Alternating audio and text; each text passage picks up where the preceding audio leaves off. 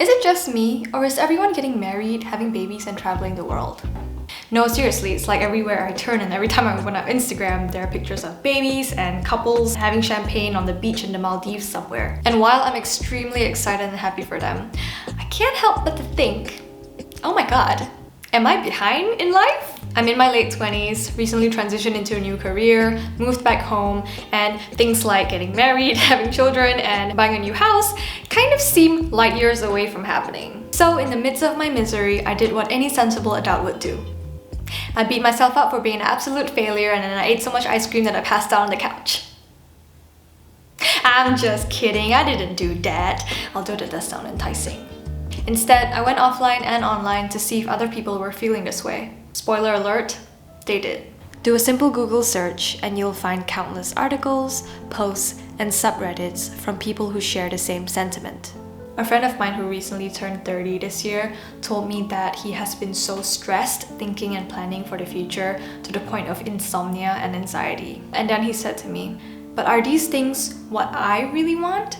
Or am I being pushed by society to want these things? And then it dawned on me why so many of us feel like we are constantly behind in life. We live in a society obsessed with comparison. Scroll through your Instagram feed and you're bombarded with the most glamorous photos of travel influencers and 26-year-old millionaires telling you to buy their ebooks or courses. It's come to a point where a lot of us take all that as our reality and then compare it with what we go through on a day-to-day basis and think our lives suck. It's easy to think you're not doing well enough if you see your college friends vacationing in Japan while you're getting ready for another early Monday morning meeting. But honestly, it's a lot more complex than that. First of all, how much of what we see is actually true? How many of those polished moments are genuine? And how many are just facades? We all know this by now, nobody shows the bad days, the sad, boring days where all you want to do is lay in bed and eat pizza for 4 days straight. I'm not speaking from experience.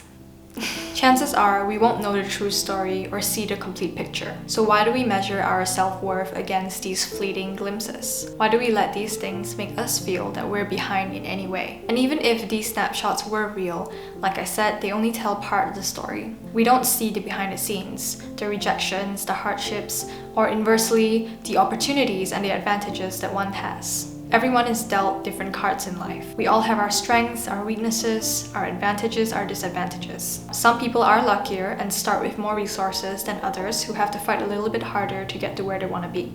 If life were indeed a race, we can't argue that there are some people who are fortunate enough to start at the starting line, while others have to face countless of obstacles to even get there. And this isn't in any way to undermine anyone's achievements, but rather to highlight the different starting points and the diverse challenges that people may face. And with all this in mind, it feels really impractical to measure our story against someone else's because they've never lived a day in our shoes and vice versa. Their story is theirs and your story is the most important one to you. So upon making this observation, I decided to limit my time on social media, use it only with intention, and pause for a second to reflect on my feelings every time I start to question my own path.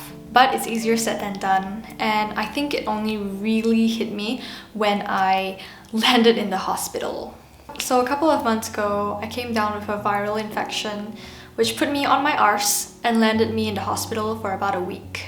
And it took being sick, unable to move, lying there in a hospital bed with both arms strapped to IV needles because one vein couldn't take the antibiotic strip, so they had to switch hands.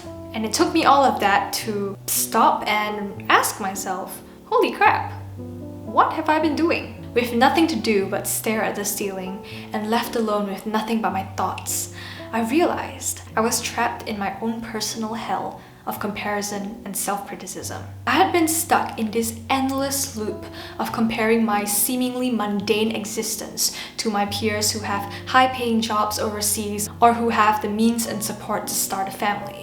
But being in that hospital room, I realized how much of a disservice I had been doing to myself and my own choices and my own life. Sure, I'm not a 20-something-year-old millionaire, but there are so many things in my life that I'm extremely proud of. Why is it only in these vulnerable moments, when we're faced with our own mortality, do we stop and ask ourselves, is this what I want to be doing with my life? Why was I so miserable?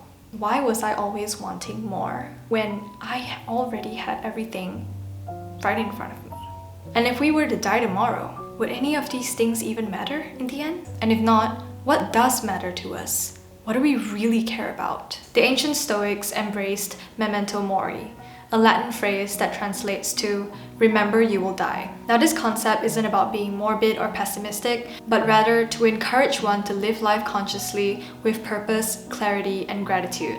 By acknowledging mortality, they cultivated resilience, wisdom, and a greater appreciation for the present. Every breath is a gift, every action an opportunity to align with one's highest values. Because of the impermanence of life, Memento Mori encouraged them to look beyond external circumstances and instead focus on what truly matters to them. And I find that we can take this piece of wisdom from the ancient Stoics and apply it to our lives by reprioritizing what really matters to us. Is it exploring diverse cultures through travel, nurturing meaningful relationships, dedicating yourself to a craft or spiritual growth, pursuing a fulfilling career, or creating inspiring art?